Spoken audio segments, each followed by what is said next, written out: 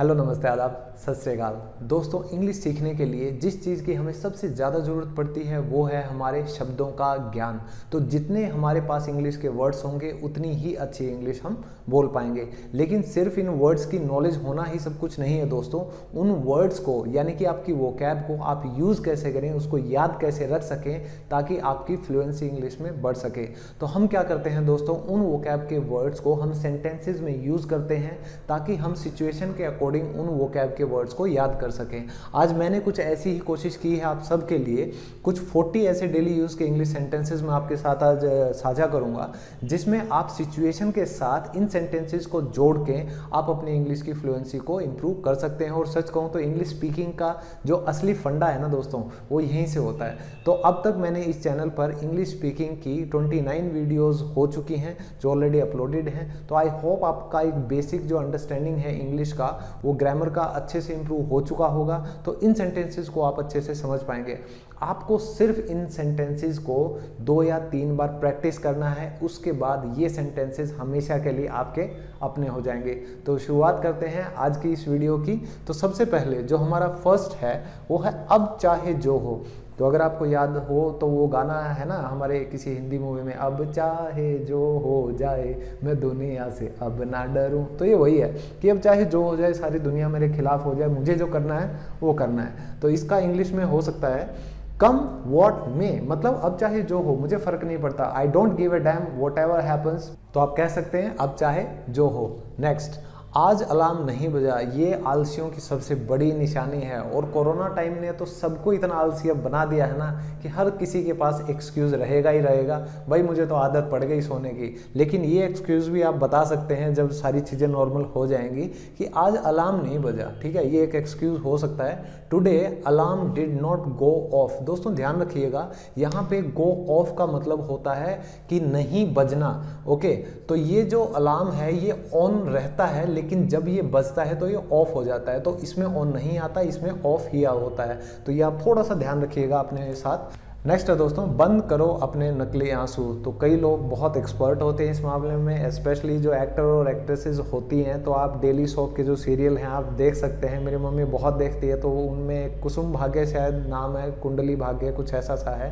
तो वहाँ पे एक थोड़ी सी हेल्दी आंटी जी हैं, जब भी देख लो उनका सिर्फ एक ही रोल है, वो रोती रहती हैं। वो माँ के रोल में दिखा रखा है उनको, तो थोड़ा बेचारा टाइप का ना कैरेक्टर बन जाता है। तो आप अगर किसी को ऐसे देखें, आपको पता हो कि वो नकली आंसू बहा रहा है, तो आप कह सकते हैं stop your crocodile tears. Next है दोस्तों, मुझे अपना फ़ोन नहीं मिल रहा है। कोरोना टाइम में जितना सच्चा दोस्त हमारा फ़ोन रहा है उतना कोई भी नहीं रहा। अगर ये फ़ोन ना होता तो शायद आधे से ज़्यादा दुनिया डिप्रेशन में जा चुकी होती। कोरोना में अगर किसी ने हमें सपोर्ट किया है तो वो है हमारा फ़ोन। तो अगर आपका फ़ोन नहीं मिल रहा तो कई बार ऐसा लगता है कि आत्मा निकल गई है शरीर से, तो फिर हम अपनी आत्मा को ढूंढते हैं, ठीक है, ऐसी फीलिंग आती है। तो इसका इंग्लिश में बनेगा I can't find my phone. तो ये जो कांट है दोस्तों, ये कॉन्ट्रैक्शन है, इसका मतलब है कैन नॉट, कि मैं नहीं ढूंढ पा रहा हूँ, ठीक है, ये एबिलिटी है। तो कैन कुड, ये मैंने मॉडल्स पे भी एक वीडियो बना रखी है, तो प्लीज़ आप उसको भी देख सकते हैं। नेक्स्ट है दोस्तों, मैं अभी नहीं खाऊंगा। तो छोटे बच्चे होते हैं ना, वो जल्दी से रूठ जाते हैं, तो मम्मा पीछे पीछे भागती रहती है, बेटा खा ले राजा, बेटा खा ले, ठीक है। लेकिन वो अपने नखरे होते हैं भाई साहब के, ऐसे करके रूठ जाते हैं, नहीं मुझे नहीं खाना, मैं अभी नहीं खाऊंगा। तो आप समझ सकते हैं कि आपका भी कभी ऐसा मूड करे तो आप भी ये कह सकते हैं इंग्लिश में, I will not eat now, ठीक है, पूरे एक्सप्रेशन के साथ बोलिएगा, I will not eat now, तो वो अच्छा लगेगा।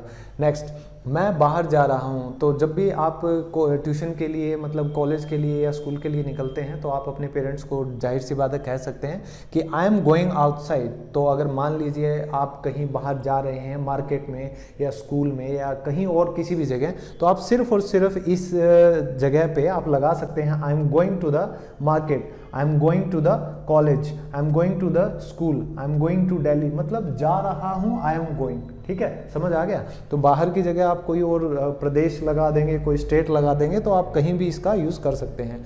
नेक्स्ट है दोस्तों, वह बहुत घमंडी है। तो हो सकता है कोई अपने घमंड में चूर है, तो आप उसको कह सकते हैं कि शी इज़ वेरी एरोगेंट।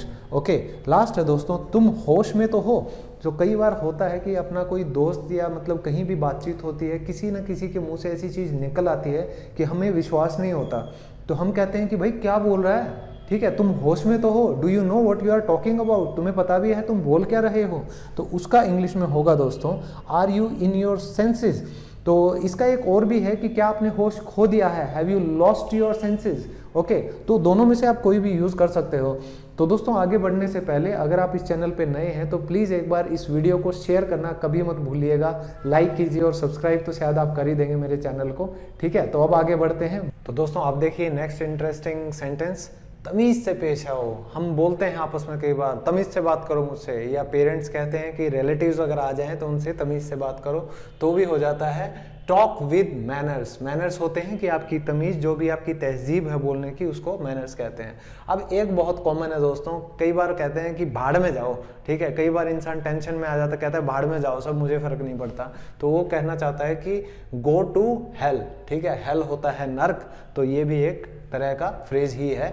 ठीक है, जुबान संभाल के बात करो। तो कई बार जब गुस्सा हो जाता है, कई बार आपस में दोस्त या कई बार दुश्मन भी, तो ये चीज़ें निकलना बहुत ही नॉर्मल है। जुबान संभाल के बात करो, माइंड योर टंग। ठीक है, तो जुबान से रिलेटेड एक और चीज़ है, जुबान फिसल गई। मान लीजिए कई बार गलती से आपके मुंह से गुस्से में या प्यार में कभी कुछ ऐसा निकल जाता है जो सामने वाले को हर्ट करे, चाहे वो आपका दोस्त हो चाहे आपका दुश्मन। तो फिर अगर आप कहना चाहें कि यार मेरी तो जुबान फिसल गई थी, मैं गलती से, मेरा वो मतलब नहीं था, आई डिडंट मीन दैट, तो आप ये भी कह सकते हैं आई डिडंट मीन दैट, या जुबान फिसल गई का क्या बनेगा, स्लिप ऑफ टंग। ठीक है, कि it was a slip of tongue, simply बोलिए। फिर है दोस्तों, मैं बाल बाल बच गया।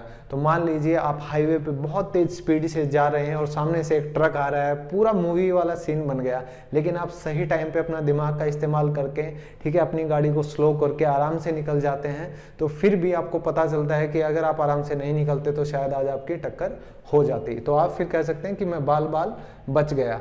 या आपका कोई ऐसा एक्सीडेंट हो जाए जहाँ पे आप बिल्कुल सेफ तरीके से बच जाएं, एयर बैग निकल आए या जो भी, भगवान करे ऐसा किसी के साथ ना हो, लेकिन फिर भी अगर आपको कभी भी ये चीज़ बोलनी पड़े, मैं बाल बाल बच गया, आई नैरोली एस्केप्ड। एस्केप का मतलब होता है बचना। ठीक है, फिर है कितना बदल गया है रे तू।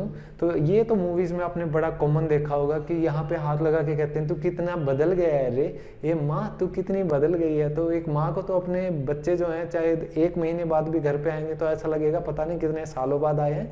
तो ये चीज़ें भी बहुत नॉर्मल हैं आज कि कितना बदल गया है तू, हाउ चेंज्ड यू आर। मुझे घर जाना है, तो इसको देख के मुझे आलिया भट्ट की वो मूवी याद आती है जिसके ऊपर कई मीम्स बने हुए हैं कि मुझे घर जाना है। तो ठीक है, आपको शायद याद आ गया होगा अगर आप इंस्टाग्राम पे मीम्स पेज कई फॉलो करते हैं। तो मुझे घर जाना है उसका मतलब है I need to go home. तो ये मैंने इसीलिए जानबूझकर लिखा है कि आपको वो चीज़ याद रहे। तो मान लीजिए आप कहीं बाहर हो और आपको एक्सक्यूज़ देना हो कि भाई मुझे तो घर जाना है, तो आप कह सकते हैं I need to go home. फिर है दोस्तों, आप अपने आपस में दोस्तों के ग्रुप में आप शाम को जब एक दूसरे से विदा ले रहे हैं तो आप कहते हैं कि ठीक है यार बहुत लेट हो गया, ठीक है, इट्स गेटिंग लेट, कल मिलते हैं, सी यू टुमारो या सी यू लेटर, बाद में मिलते हैं। ठीक है, बाद में मिलने का हो जाएगा सी यू लेटर, ये आगे लिख रखा है मैंने। तो बाद में बात करते हैं, तो कई बार होता है कि आपको लगता है बहुत देर हो रही है, आपको कहीं जाना है, तो आप कहते हो कि इस टॉपिक को यहीं छोड़ते हैं, बाद में बात करेंगे इसके बारे में। तो आप कह सकते हैं लेट्स टॉक लेटर। ठीक है, कि इसके बारे में बात करेंगे बाद में। फिर है बाद में मिलता हूँ। तो आपको बोलना पड़ता है कई बार दोस्तों कि यार अभी मैं थोड़ा जल्दी में हूँ, मैं तुझसे ना बाद में मिलता हूँ। तो आप 2 चीज़ कह सकते हैं, एक तो है सी यू लेटर और फिर है कैच यू लेटर। दोनों का मतलब यही है कि मैं आपसे बाद में मिलता हूँ। फिर है दोस्तों मैं पागल हो जाऊंगा। तो कभी कोई प्यार में पागल हो जाता है, कहीं कोई जॉब करता है उसमें पागल हो जाता है। आजकल कोरोना की वजह से लोग घरों में बैठे बैठे पागल हो रहे हैं, तो हो सकता है शायद कोई इसको यूज़ करना चाहे कि मैं अगर ऐसा ही चलता रहा, इफ़ दिस गोज ऑन, ठीक है, अगर ऐसा ही चलता रहा, if this goes on for a little longer, थोड़ा ज़्यादा चलता रहा तो क्या होगा, मैं पागल हो जाऊंगा, आई विल गो मैड। ठीक है, तो ये देख लीजिएगा आप। फिर है दोस्तों टहलने चलें। शाम का वक्त होता है, आप खाना खाने के बाद कई बार थोड़ा सा इवनिंग वॉक पे जाते हैं, तो आप अपने दोस्तों को कहते हैं कि यार चल घूमने चलते हैं, चल टहलने चलते हैं थोड़ा। तो आप सिंपली कह सकते हैं let's go for a walk.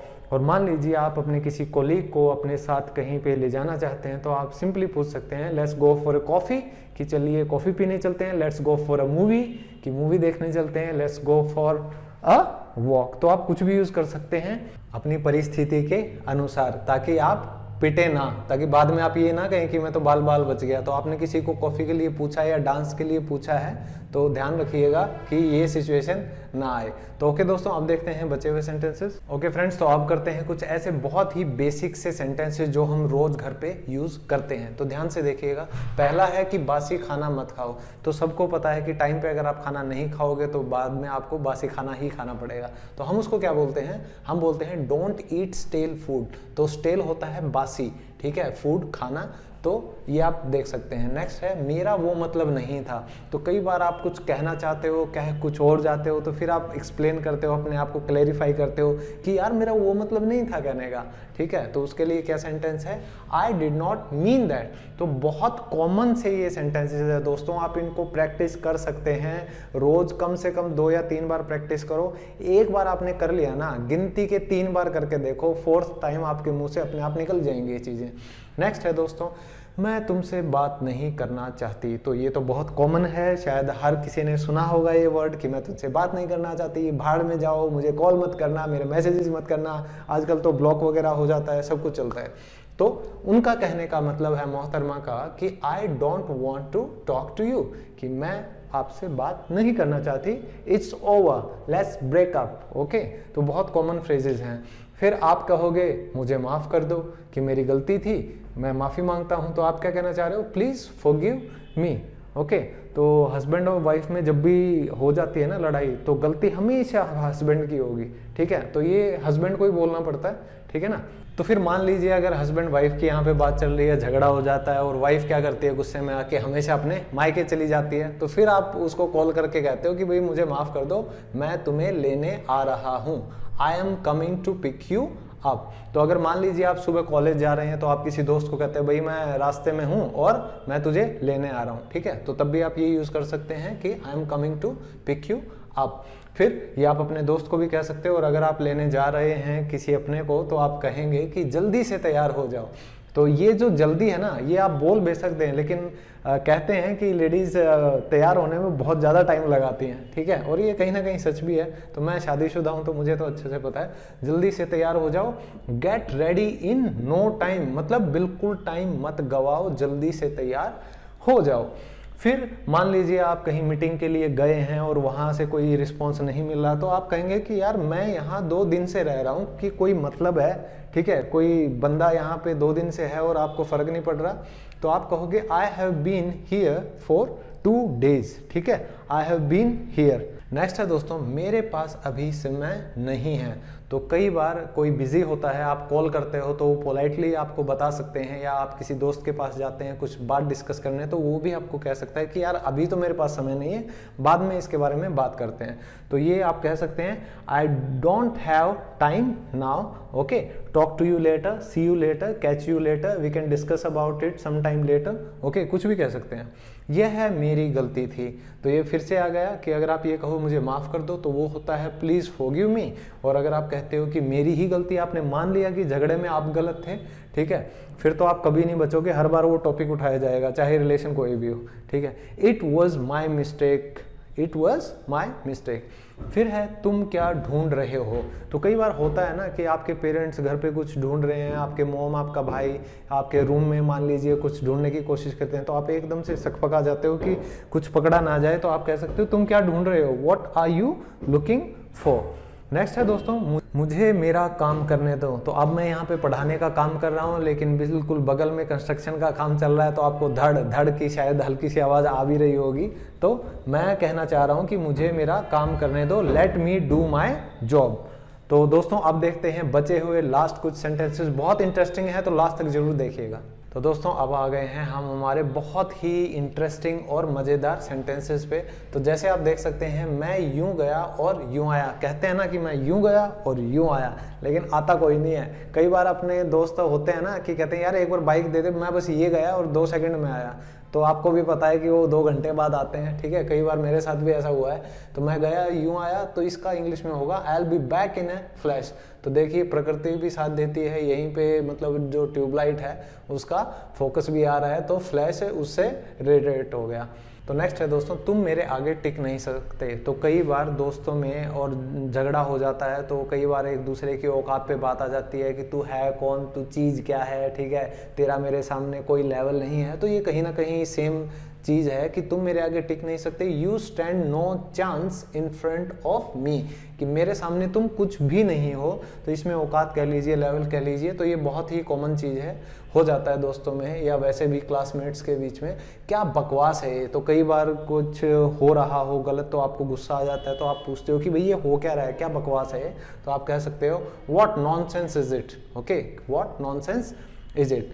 फिर है दोस्तों, बहुत ही मतलब जो बेचारे टाइप के लोग होते हैं उनके लिए बहुत आसान सी चीज़ है, और कई बार मतलब आप कह देते हैं, नॉर्मल है। देखिए, मैंने किसी का क्या बिगाड़ा है। तो कई बार होता है आपके साथ कुछ गलत हो जाए तो फिर आप कहते हो कि यार मैंने किसी का क्या बिगाड़ा है, ये मेरे साथ ही क्यों होता है, ठीक है। तो उसका है what wrong have I done to anyone, कि भाई मैंने कभी किसी की बुराई नहीं की, मैंने कभी किसी के लिए बुरा नहीं सोचा है, किसी का कुछ बिगाड़ा नहीं, तो मेरे साथ गलत क्यों हो रहा है। तो ये बहुत ही कॉमन आपका सेंटेंस बन सकता है। नेक्स्ट है, यह मकान किराए के लिए खाली है। तो ये भी बहुत कॉमन आपको दिख जाएगा कि टू लेट आपको बोर्ड टंगे मिलते हैं ना कई मकानों के आगे, फ्लैट के आगे या ऑफिस के आगे।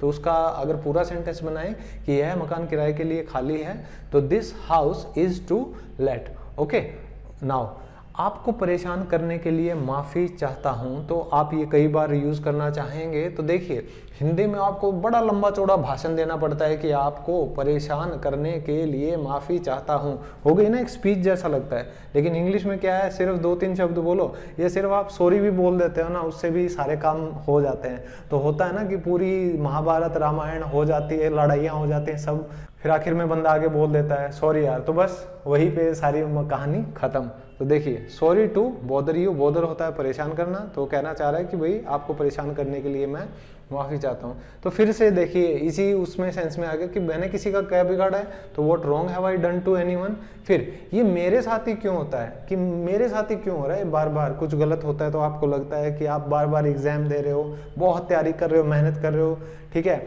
अब स्पोकन इंग्लिश की बात करें तो कई बच्चे बहुत महंगे महंगे इंस्टीट्यूट्स में जाते हैं, कोर्स खरीदते हैं, पूरी मेहनत करते हैं, रट्टे मारते हैं, लेकिन फिर भी इंग्लिश नहीं आ पाती, ठीक है। तो दोस्तों, मेरी ये बिल्कुल छोटी सी कोशिश है, ये फ्री इंग्लिश स्पीकिंग कोर्स जो मैंने आप लोगों के लिए इस चैनल पे बनाया है, तो प्लीज़ एक बार देखिएगा। बहुत अच्छा रिस्पॉन्स आया है स्टूडेंट्स का, बहुत अच्छे कमेंट हैं।